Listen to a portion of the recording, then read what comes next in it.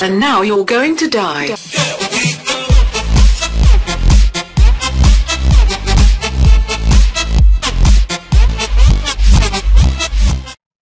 Coucou tout le monde, c'est Hypnose. Alors, on se retrouve aujourd'hui pour une vidéo sur l'épisode 1 de la série Devenir GFX. Alors voilà, on va tout de suite commencer sur les bases. Sur les bases de Cinema 4D comme il est lancé. Alors, on va faire fichier nouveau. Voilà. Alors, les premières bases, déjà, c'est de savoir faire régler un rendu. Alors, tout simplement, vous cliquez sur ce bouton ici, là. Généralité, sortie, excusez-moi. Et là, après réglage, il y a une petite flèche juste à côté, vous cliquez dessus. Vous mettez écran, et là, vous choisissez ce que vous voulez. Mais moi, je vous conseille une résolution de 1080p, donc c'est-à-dire la 1680 x 1080. Voilà. Puis enregistrer, bah là c'est là où vous allez l'enregistrer, hein. Là.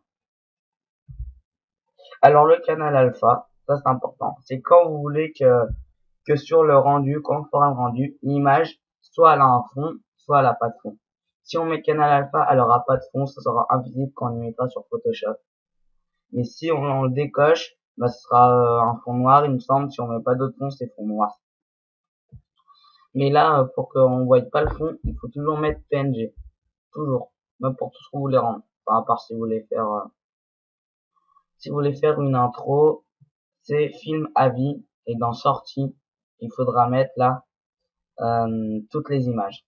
Bon, si c'est juste une image normale, c'est image courante. Après, voilà, on est bon pour le rendu. Maintenant, si on veut créer un texte, c'est tout simplement dans mot graphe, mot texte. Voilà. Là, c'est les boutons qui permettent de se déplacer. Voilà. Excusez-moi. Là, alors, les couvercles et biseaux. Il me semble. Oui, voilà. Ça, j'y mets tout le temps. Ça fait des sortes d'étapes, en fait. Regardez. Et on peut mettre plusieurs étapes. Enfin, ça fait vraiment moche au bout d'un moment. Une étape, je trouve ça bien. Une ou deux étapes, je trouve ça bien. En rayon, moi, je mets tout le temps un. Enfin, souvent, plutôt, parce que pas tout le temps. Là, on voit pas trop. Là. Enfin, bon, avant de faire ça, faut quand même marquer le texte, hein. Et mince. Quand ça m'arrive.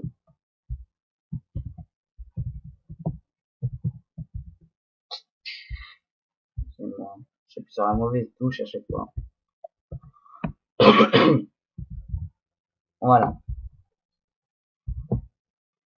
On est bon là. Et maintenant. Alors maintenant, vous voulez que vous ayez plus de profondeur. C'est tout simple. C'est que là, il y a marqué en tout premier profondeur. Et vous augmentez jusqu'à temps que ça vous convienne. Là, voilà, 43, c'est très bien. Maintenant, la hauteur. Alors la hauteur, on peut l'augmenter ou la diminuer. On va la laisser à 200. La police, c'est tout simplement ici qu'on la change. On clique sur police. Et on va chercher lui qu'on veut. Moi, je prends lui. Voilà. Et maintenant, on va appliquer. Non, d'abord, on va fusionner ça avec avec une autre sauvegarde Cinema 4D. Comme ça, si vous voulez, par exemple, ajouter une Lightroom. Je sais pas si vous savez ce que c'est. C'est tout simplement pour qu'il y ait plus d'éclaircies à des endroits. Enfin, voilà. Et ben, vous allez la chercher. Vous allez sur Fichier, Fusionner. Et là, vous prenez votre Lightroom. Vous la cherchez où elle est déjà. Et voilà. Maintenant, on va supprimer les deux textes. Là. Et mince. Trompé.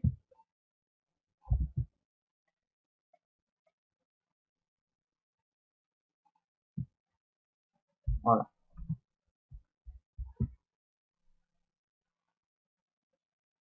Voilà. On a filmé. Là, on a à peu près bon. Et maintenant, on veut y appliquer une texture. Bon, là, il y en a. Mais on va aller chercher un autre pack que je vous ai mis dans la vidéo annonce. Je vous ai mis un mini pack GFX où dedans il y a les matériaux que je vais vous donner là, enfin qu'on va utiliser plutôt.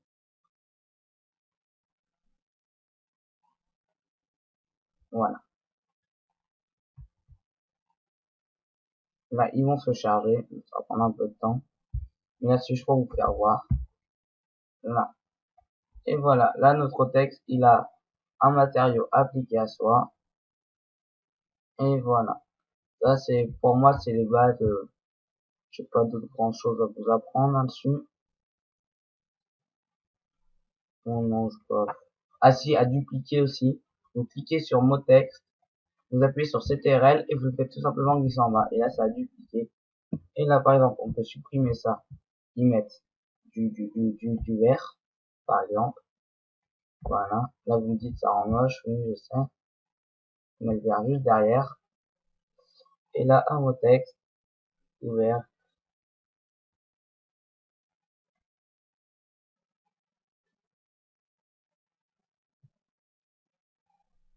Voilà. Simplement. Et pour faire et pour tout simplement faire le rendu, vous appuyez là. Et là, ça vous fait le rendu. Alors, je vais quand même le laisser pour vous faire voir ce que ça donnera à la fin. Je me souviens plus si on a activé le canal alpha. Par contre, oui. Alors, je vous présente le forum que j'ai fait avec un ami à moi qui s'appelle Axel. Et venez nombreux vous inscrire et tout. C'est une sorte de c'est un forum communautaire pour partager tous vos tutos, vos astuces sur tous les logiciels de graphisme, hein, et même sur les montages vidéo. Il y a une section premium aussi à 5 euros, enfin vous n'êtes pas obligé. Hein. Et voilà.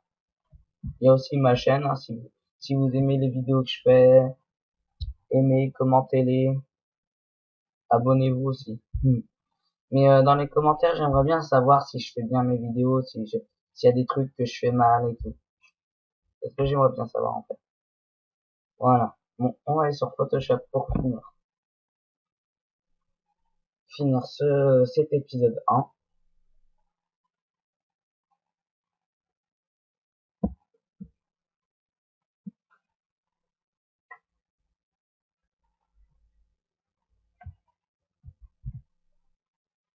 Voilà, on va faire fichier nouveau pour créer un nouveau dossier. Là, vous mettez le nom du dossier. On l'appelle YouTube, enfin du dossier de sur quoi on va travailler. La largeur. Alors, si vous voulez faire un logo, moi je vous conseille 1500 par 1500. Si vous voulez faire un fond d'écran, la résolution de votre écran, moi personnellement je mets toujours 1920 par 1080. Ça fait une résolution de 1080p. L'arrière-plan toujours transparent. Moi je le mets toujours transparent, c'est mieux. Voilà. Et voilà, là on a notre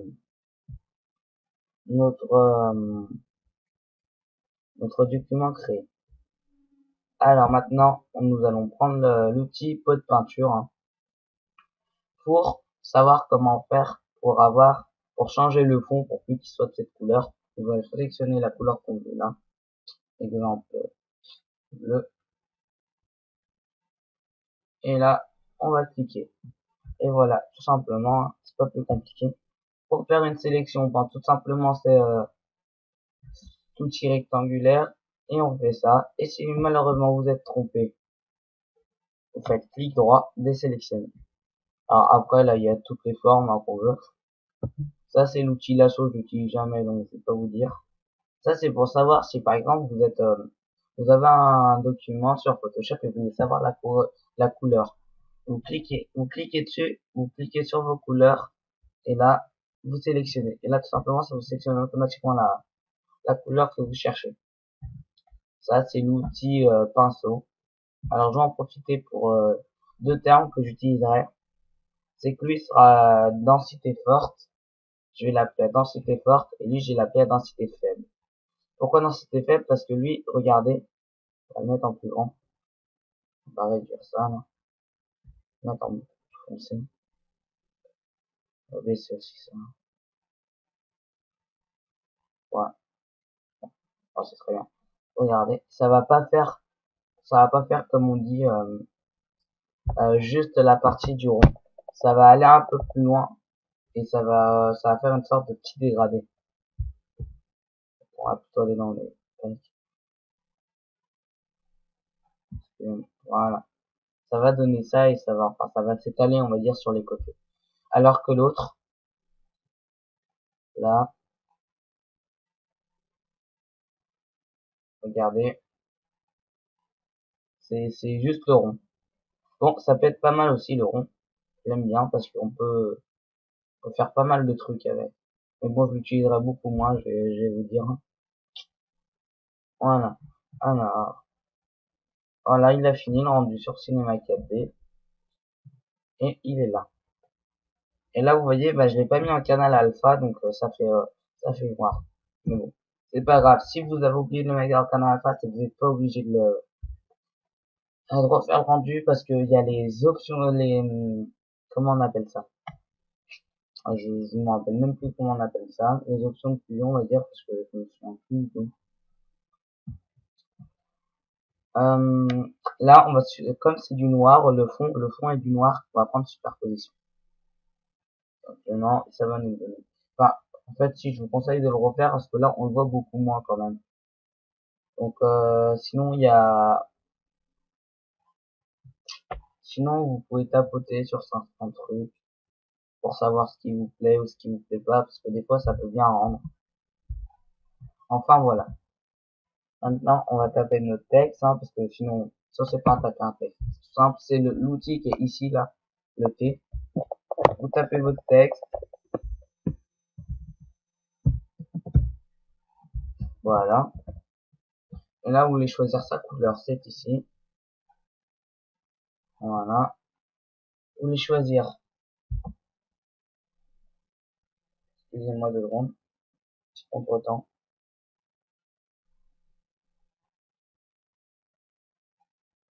Voilà.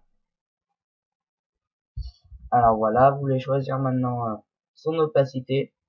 L'opacité, c'est quoi d'abord? L'opacité, c'est la transparence de la chose dit en fait. À 0, on le voit pas. À 100, on le voit bien. À 50, on le voit à moitié, voilà. Et puis on réduit, mieux c'est.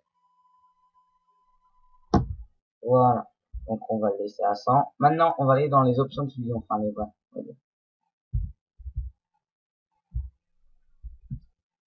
Voilà. Alors, il y a quoi? Il y a ombre portée. Ombre portée, vous voyez, c'est l'ombre qu'il y a derrière. Là, vous réglez, hein, comme vous voulez.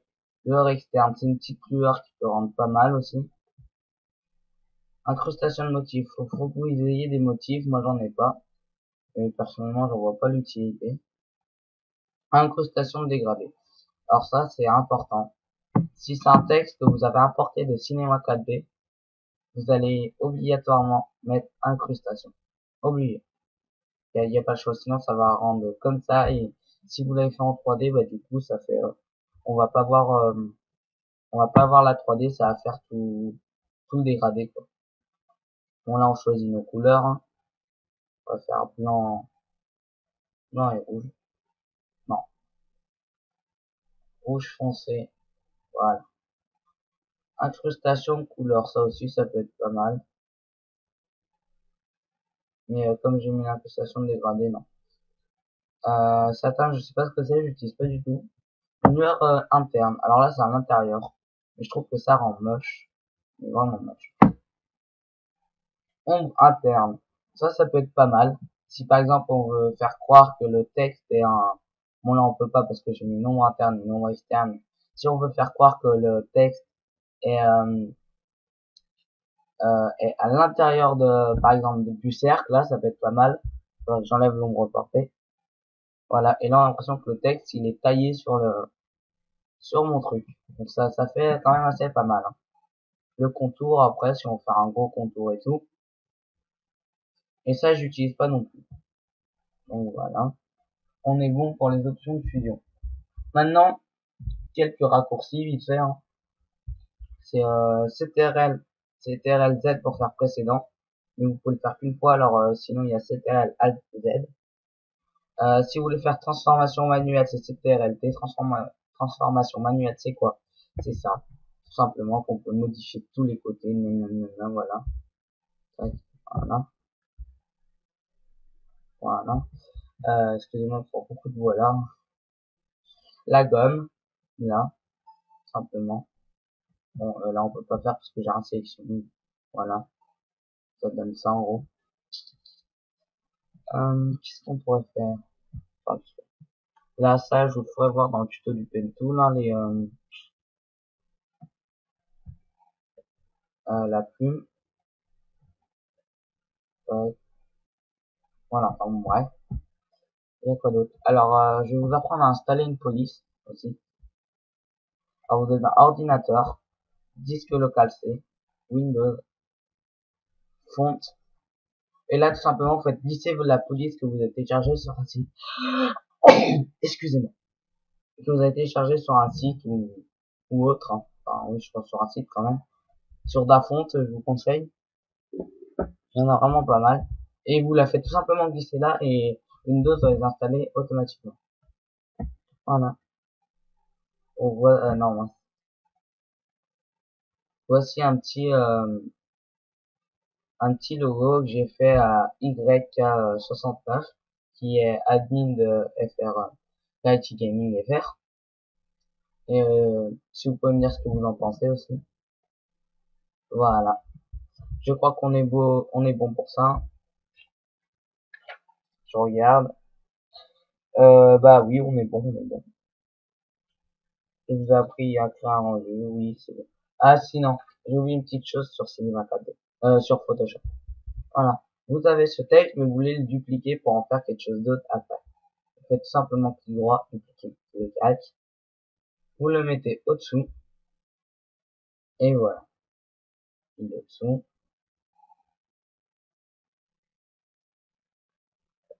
Voilà. Mince. Et pour déplacer là les options de fusion, vous faites Alt et vous le déplacez en bas. Voilà. Bon, j'en ai fait un de trop là, je crois.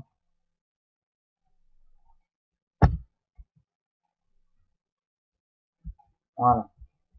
Alors maintenant que c'est fait, vous voyez, je vais vous remontrer un flou que j'utilise souvent, c'est le flou directionnel. Voilà. Et regardez, ça donne pas mal, ça fait le texte qui est assez flou dans les deux sens. Après là, vous réglez les pixels hein, pour que ça se voie, énormément. Enfin bon, là, je pense pas qu'on le voit. Voilà. Et là, on n'y voit pas à la fin, ça rend trop étendu.